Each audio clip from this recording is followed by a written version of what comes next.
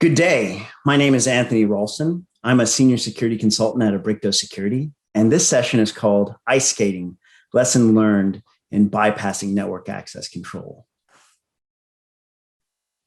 This session is going to discuss methods I've used and are used to bypass NAC in under a minute.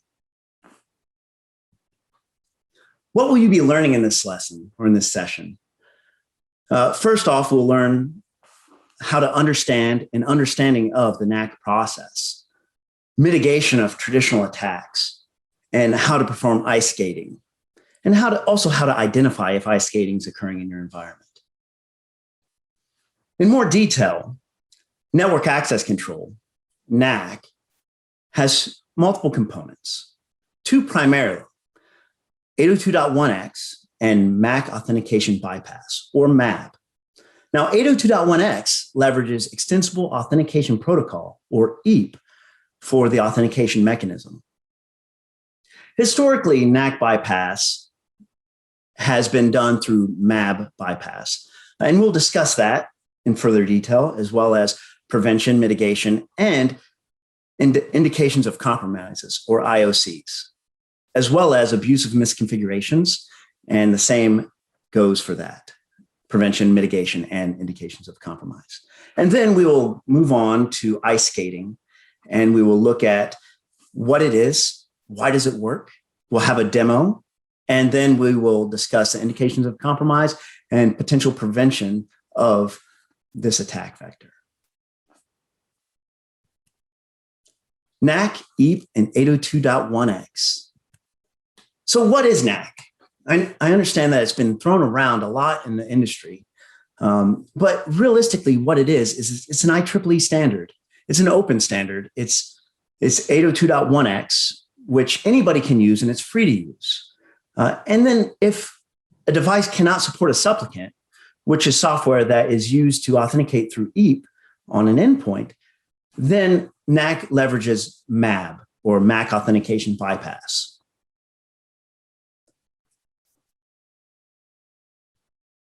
And the components of the intended process of 802.1x and MAB are fairly straightforward, and we're going to go through them here. So with 802.1x, there are three primary components.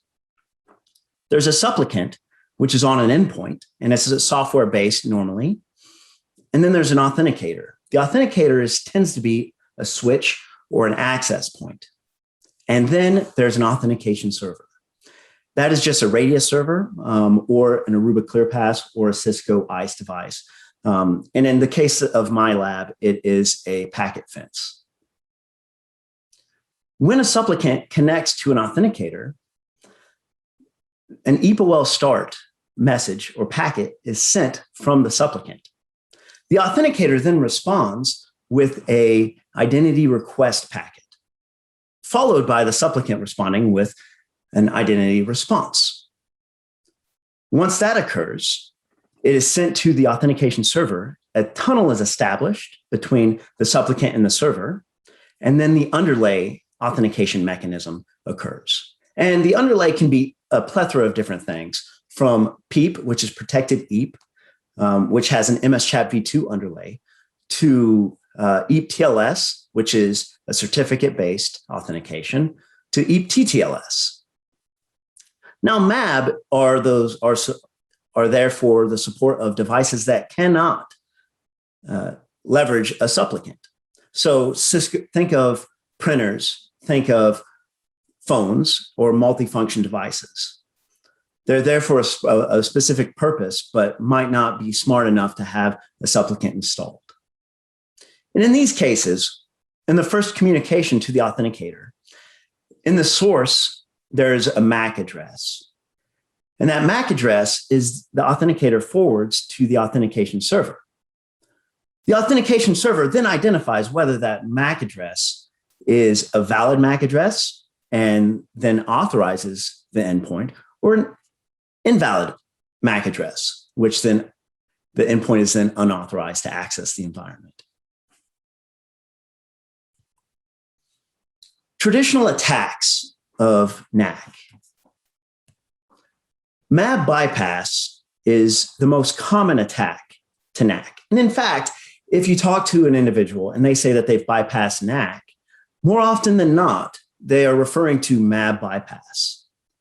Now, just as we referred to before, where that source MAC address from the initial packet of a non-supplicant supported device that's connected to the network is connected, MAB hinges on the MAC address.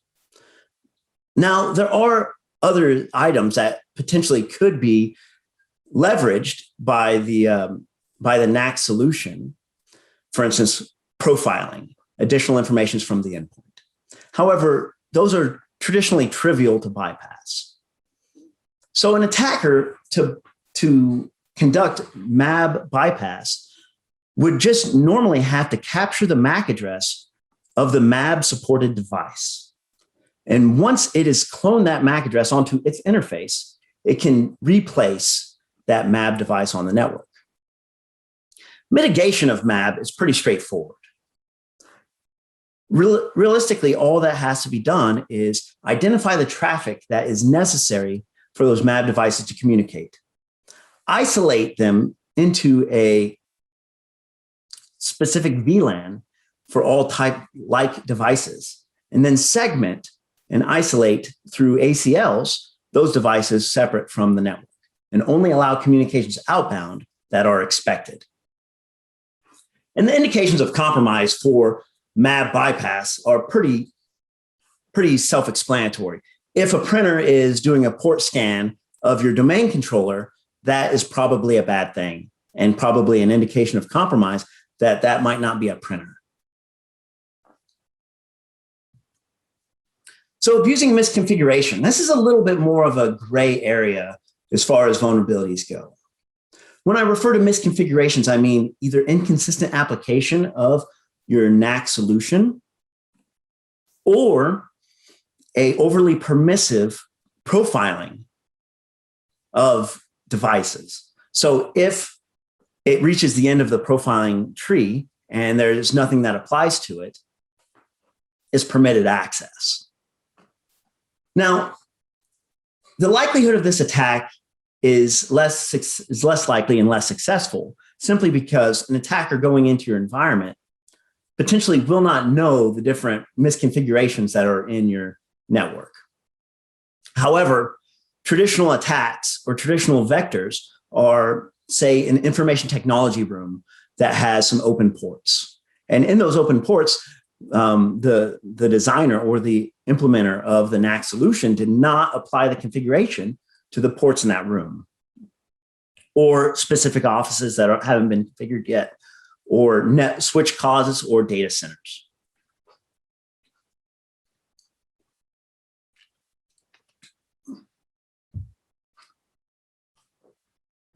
Mitigation of misconfigurations are also very straightforward. It comes through consistent application of your NAC configurations across your whole environment, to include unused ports and ports that you wouldn't expect people to connect to. In addition to that, verification that the configuration is indeed what you set it up to be. So penetration testing and validation testing. The indications of compromise of this kind of attack would be rogue devices in your environment or systems that you wouldn't expect to see, unknown MAC addresses that could be in your environment. So now to ice skating.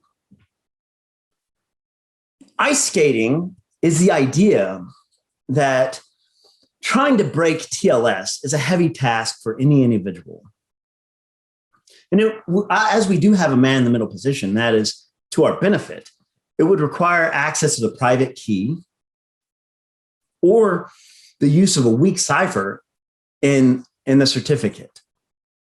Either way, the odds of us successfully defeating that EAP process, that TLS tunnel, is unlikely. However, writing the authentication could be possible if our session looked like the authenticated device. However, there are mechanisms built into networks that prevent this type of attack, primarily BPDUs, or Bridgeport Data Units. Bridgeport Data Units are normally used, or were traditionally used, to identify root bridges in spanning tree protocol.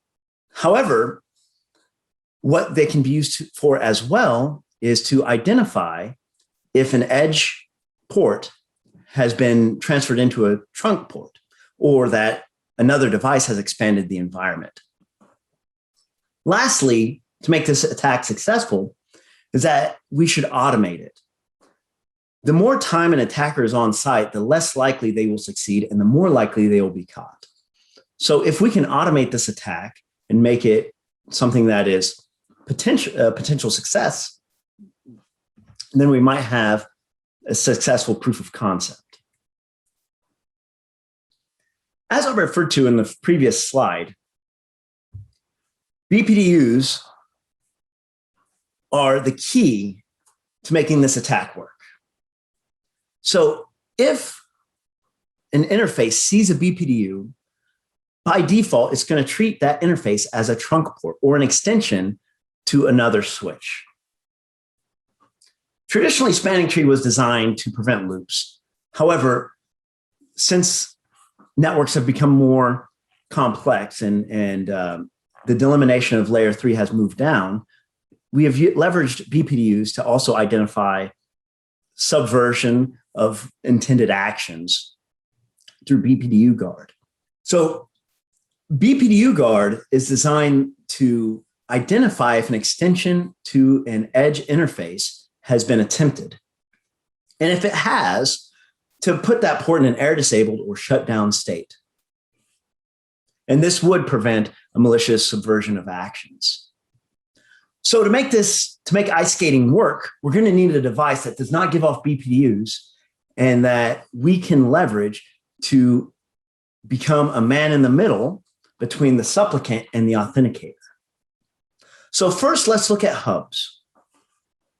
A hub is basically a multi-port repeater.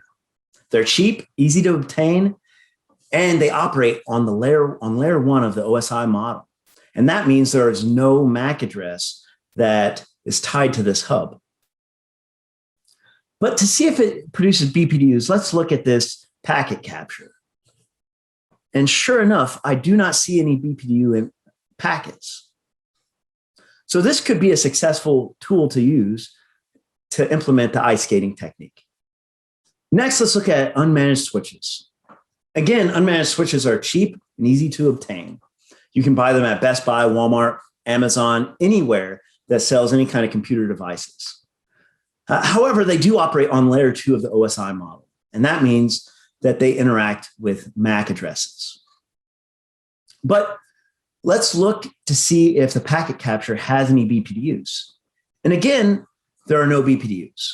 So this could potentially be a vector that we could leverage for ice skating. However, since it does have a MAC address, if they are tracking MAC addresses that are added to their environment, this could prevent this type of tool being used.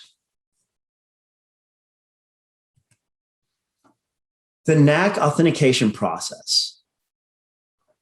So just like the one prior, we have 3 components. We have a supplicant, an authenticator, and an authentication server. When a supplicant connects, an EPOL start message is sent. And then the authenticator sends a request identity, followed by a supplicant's response identity.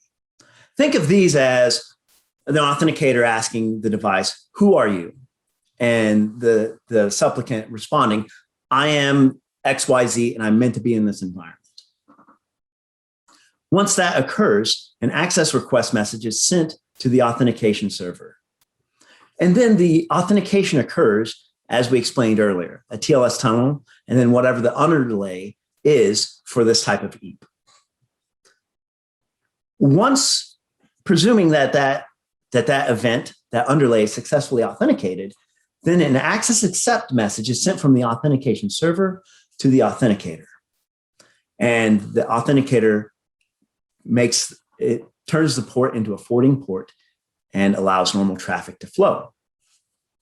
Now, if we take our hub or switch and put it in between the supplicant and the authenticator and connect our attack box with, say, some out-of-band LTE or wireless connection, connecting back to our command and control server that we can send commands to the attack box, we can subvert this process.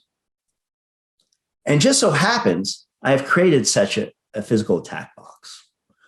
This is just a power strip that had a battery backup, a UPS, that I've gutted and placed a hub device in, and then a Raspberry Pi and a LTE shield.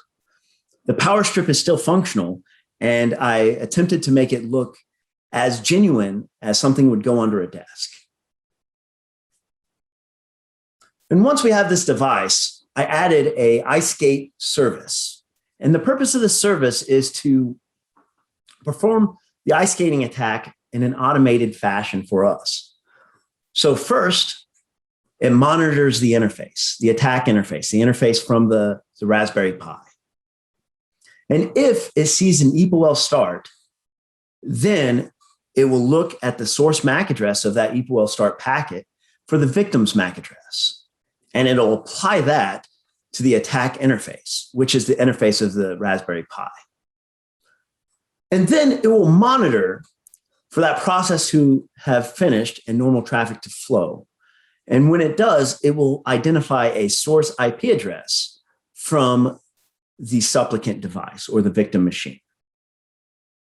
Once we see that supplicant IP address, we can then take that IP address and apply it to our interface. And we don't want to keep that IP address for long. However, what we can use with it is to scan the network or the local LAN for unused IP addresses. And when we identify one, we'll randomly apply it to our interface. And what this does is help prevent a race condition. So if a TCP connection goes over our device and then is sent to the supplicant by mistake or before it's sent to us, it could kill our TLS connection. So applying this would then make it so that the supplicant device, if it receives our packets, it will just forward them to the null interface or drop them. Now, once that we have had that all set up, we will identify the reauthentication time interval. And this is the time in between the EPOL start and the authenticator requiring a request ID. And we will do this by looking for a response ID with our source MAC address. And if we do not see that after we have identified the time interval, then we will restart the process from the beginning. So a visual representation of this process is as followed. We block all outbound traffic, not allowing anything to communicate except for receiving traffic from the supplicant and the authenticator. Once we receive the EPOL start, we will take the MAC address and apply it to our interface and wait for the normal traffic to flow, meaning that it will go through the whole NAC process or the EAP process. And once we see normal traffic, we will spoof the source IP address and identify unused IP addresses within the environment. We will then apply those unused IP addresses to our attack box and monitor for the interval. And once that we have that interval identified, we will then look for the reauthentication or the response identifier to be sent. And if it is not, the process will start over and the attack box will again start blocking all outbound traffic. In this demo, we will be bypassing NAC, leveraging the iSCADing technique. Our supplicant that we are using is a native Cisco supplicant. Our authenticator is a Cisco switch, and our authentication server is a packet fence. First, let's look at the iSCADing box and how it is set up. If we do an if config on ETH0, we will see that there is no IPv4 address yet because it's not plugged in. There also, if we can notice, the MAC address is DCA6 for the first 4. That's going to be important later. Now, let's look at the IP tables to see what is going on. And in IP tables, we have a couple policies. None for input, so we can receive and identify when the EPOL start occurs. But we do have one preventing forwarding traffic and output. And that is simply so that we don't have any communication that triggers in error disabled mode on the interface. And if we look at the switch, and particularly on the interface that we're working with today, which is G0/6. So if we do a show run interface, G0/6, we will see that the configuration on this interface is fairly standard for a NAC deployment. It prefers .1x over MAB, and it also is leveraging multi-auth. And that means that each MAC address is required to authenticate. Now let's show the authentication sessions on interface G0/6, and we can see that it's already authenticated using .1x, and let's keep a note of the 4B99 session ID. As we alluded to previously, this is our supplicant machine that we're using to connect to NAC. And this is our attack box. And to bypass NAC, all we're going to do is take out the Cat5 cable from the victim machine, plug it into our ice skating box. Either interface will be fine. And then we'll just plug in another Cat5 to the top of our ice skating box. And then we'll just plug that into the victim machine. And once it's plugged in, NAC authentication will kick off and an EPOL start will be passed. And if we look closely at the light on the switch, we'll notice that once it turns green, it's a forwarding light. Now that we have our ice skating box connected properly and it looks as if the port is up and forwarding, let's see what's going on our ice skating box. So if we do an if config of eth0,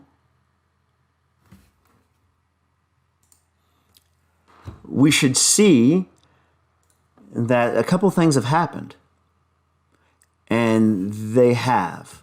So first, we now have an IPv4 address, and we have a different MAC address. So let's look at our IP tables now.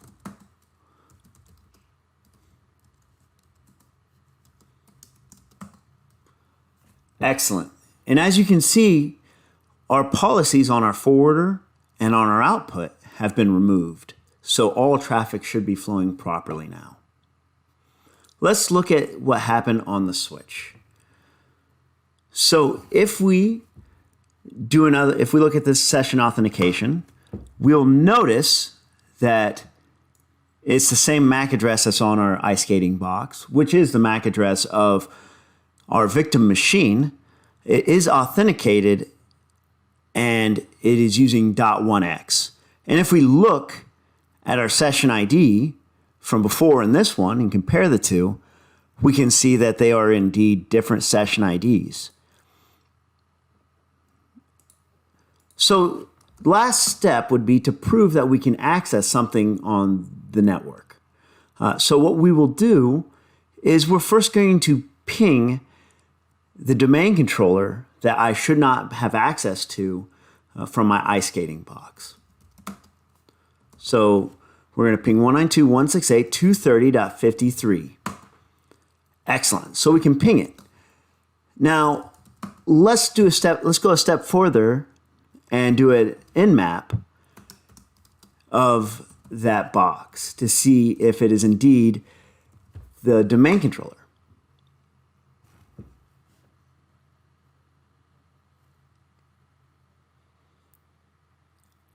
And sure enough, it is. Port 53 domain. Yes, this is a domain controller. And there you have it. As you can see, we were able to bypass NAC with ice skating in under a minute. Indications of compromise and lessons learned from ice skating. So, how can we identify ice skating in our environment? And what are the indications of compromise? So the first one would be that a device is momentarily removed from your environment. However, this is not a very good indication, simply because most environments leverage laptops, and laptops are moved around consistently or constantly in most environments. The second potential for indication of compromise is IP aliasing. So what IP aliasing is a single MAC address that's hosting multiple IP addresses. And in most environments, edge devices would not host multiple IP addresses. So if I have a computer, there's no need for me to apply multiple IP addresses to that computer. One IP address would allow that computer to communicate. And then the primary indication of compromise is atypical traffic. So if you are baselining your environment, or if you are identifying what traffic is normal in your environment, if you see an endpoint ping sweeping a network, or doing a port scan on a file share, or acting in a malicious way to a internal web server, these are all indications of compromise, that endpoint has been compromised by an attacker in some manner. So how do we apply what we've learned in this session? First off, that physical security is data security. Physical security is key to protecting your environment. If I can access your computers, if I can access your switch, I can conduct ice skating. If I can't access them, I cannot conduct ice skating. Now, second is try ice skating. I have a Git repository that will be in the next slide. Please just give it a try in your environment, see if it works, see when it works, and see if you can see any indications of compromise. And then with MAB bypass, isolate those MAB devices, identify their communication patterns, and isolate them through ACLs to only approved connections.